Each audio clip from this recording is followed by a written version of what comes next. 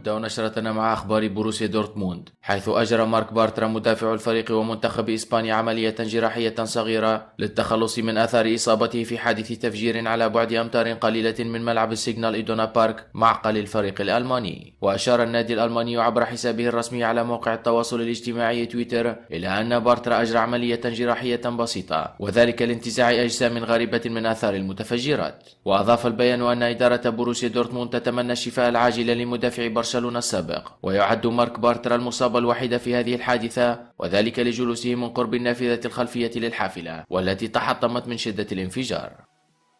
وفي أخبار العملاق البافاري، فسيواجه سيرجيو راموس مدافع ريال مدريد موقفا صعبا، وذلك خلال مباراة فريقه أمام بايرن ميونخ اليوم الأربعاء في ذهاب ربع نهائي دوري أبطال أوروبا لكرة القدم.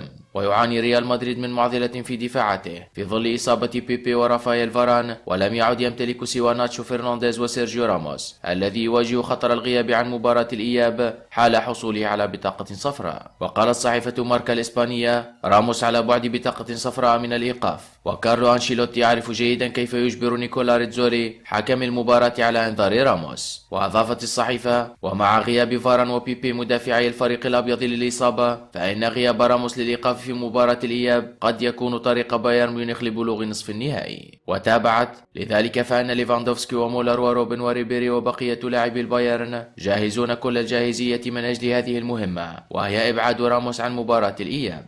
وأردفت قولها: بواتينغ مدافع البايرن مهدد هو الآخر بالإيقاف، لكن بايرن لديه دافيد ألابا المعتاد على اللعب في قلب الدفاع بعكس ريال مدريد الذي لا يملك بدائل.